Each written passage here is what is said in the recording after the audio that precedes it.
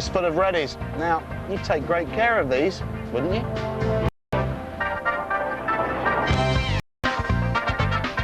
Of course, there's a simple way to get my money back.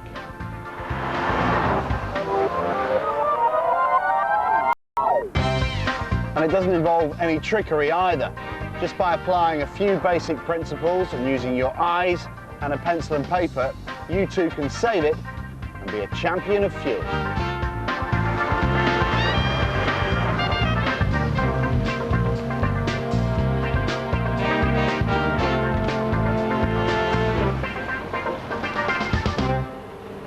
The fact is that for truck operators across the board, fuel makes up the highest proportion of costs.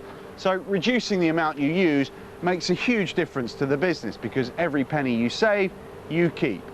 So all of us, particularly drivers, need to be champions of fuel. At the same time, we mustn't forget effective management of operations. Now we'll be looking at what operators can do a little later, along with some aspects of this fuel management guide. But for the moment, let's get back to the road, John, at the roundabout. I'd like you to take the third exit off, please. Gotcha.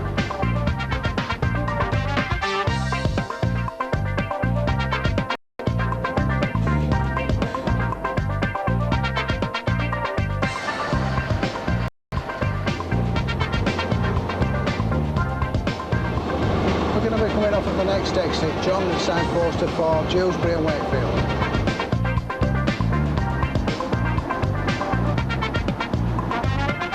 Michael, the boys are out on their first circuit. While they're doing that, fill me in on a couple of things. For example, how do the onboard computers help? Well, onboard computers can record many things, not just the fuel consumption, the instantaneous fuel consumption and total fuel consumption, but it can also give you information on other aspects, such as harsh braking, idling time, shutting the engine down too quickly when it returns to the depot. There's many sources of information it gathers, but like any information, it's got to be used by the managers. Yeah. They've got to use it and give the feedback to the drivers, and the drivers need to employ it to improve the fuel consumption of the vehicle. How does that apply particularly to the owner drivers? Well, for owner drivers, it not only helps them improve the fuel consumption as in any other driver, but they can look to see how much fuel they've been using for particular jobs. Right, the boys are back. Let's see how they've got on. How many litres did you use then, John? 6.6. And what was the length of the test route? 15.4. In a time of 23 minutes. Okay, boys, good stuff. Now, change seats and get ready for the second run.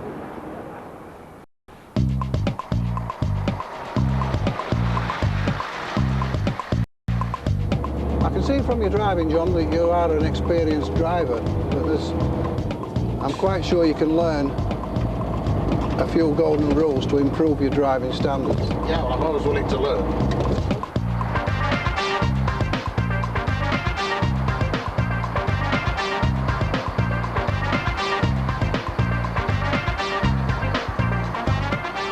Cruise control is set by the driver at whatever speed you require it to set. On this dual carriageway, we could set it at 50 miles per hour. It works actually very, very quickly, more quickly than a human being could work with his right foot. On your vehicle, John, is your vehicle fitted with a cruise control? Do you use it very often? I've never thought about it, to be honest. It's something I've not, you know, if you're on a long motorway, the cruise control I find advantageous. In normal driving environment, it's something I've not used. There again, illustrated, you can see the benefits. As we're approaching this roundabout, we're thinking stop, but we're looking to go. So I've got my exhaust brake on.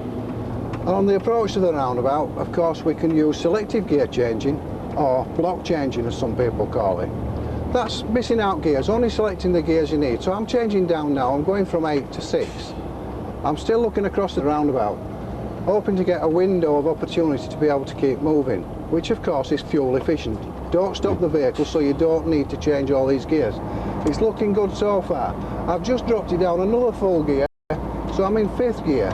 So that's 5 gears from a standing start I've actually saved because I haven't stopped.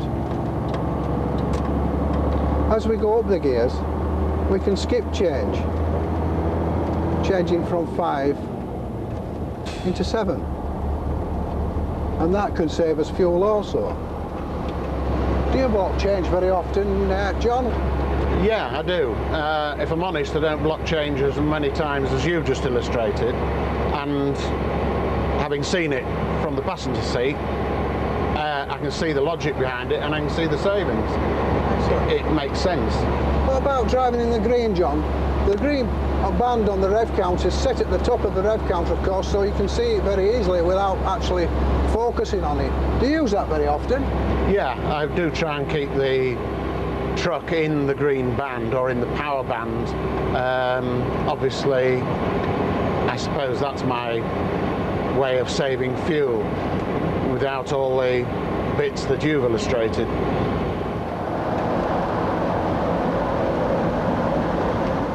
It's important also to keep yourself a distance from the vehicle in front. There are occasions where you do have to drop back a little bit. We need to be about 4 seconds behind the vehicle in front.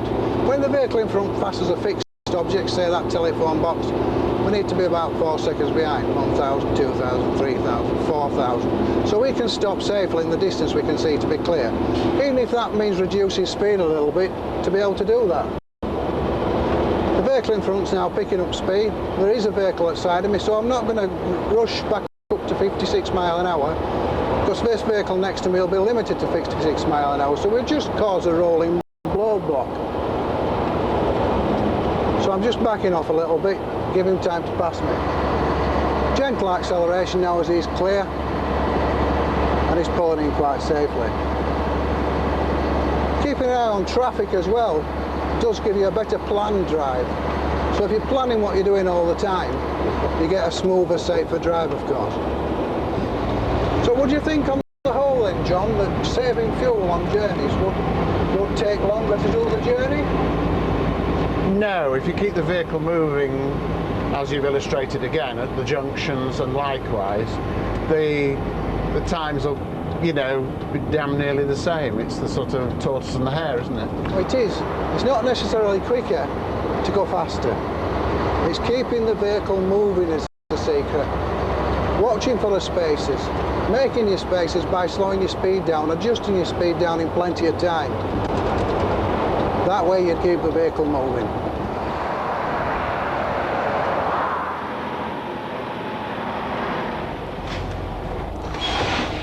Okay, John, you've seen the way we're looking at driving.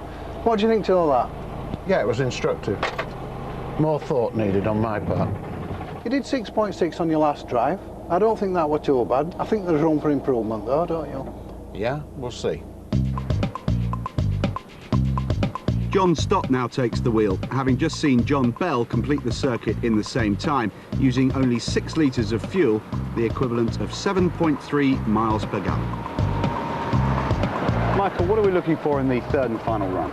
We'll be looking for an improvement in the fuel consumption. We'll be looking to make sure that there's very little change in the time taken to do the driving. There's a complete fallacy that fuel efficient driving equates to slower driving. And what's more, what we hope for from these sort of things is that we get reduced maintenance costs, we get reduced insurance costs because we're safer. There's many things that can be drawn out.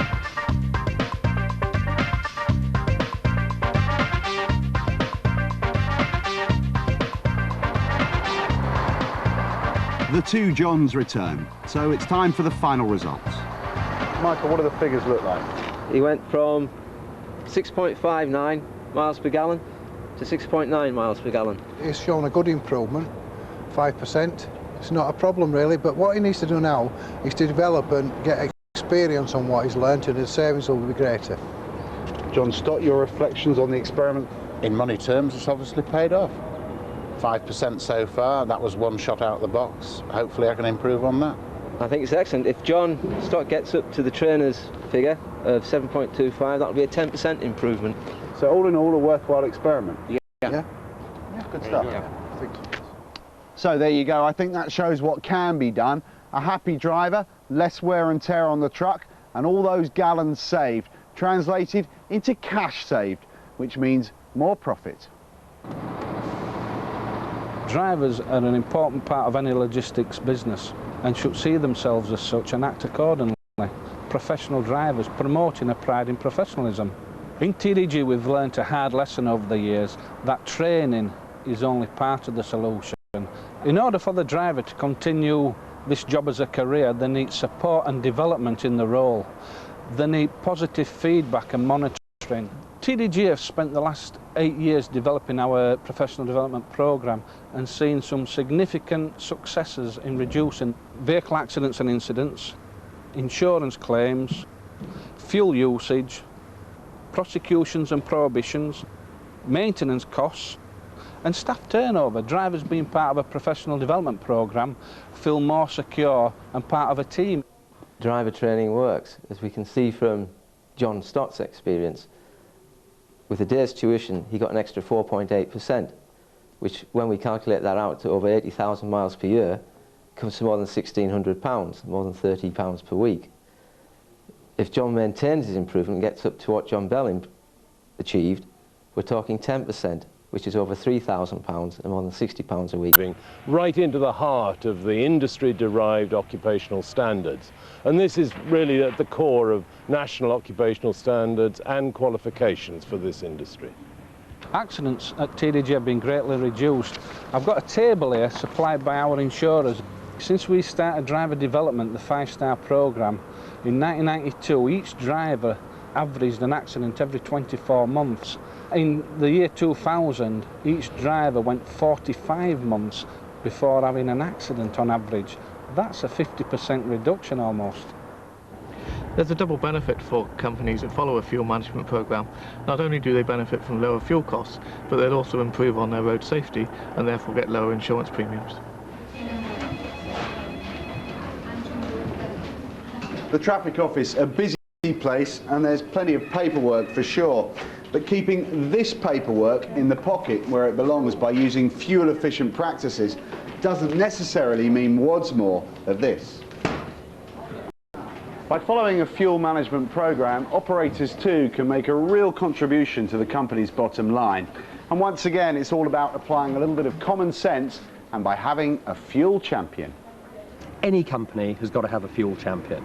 And in that sense, for the smaller operator, he's got to be his own fuel champion and really focus in on this problem of fuel consumption. If the government gives anything back to the haulier publicly, the customer's going to want a slice of that. Now, if the haulier does it himself and reduces his fuel consumption, that goes straight onto his bottom line. Dew's Haulage is a long-standing family-run haulier with 22 trucks operating out of Huddersfield.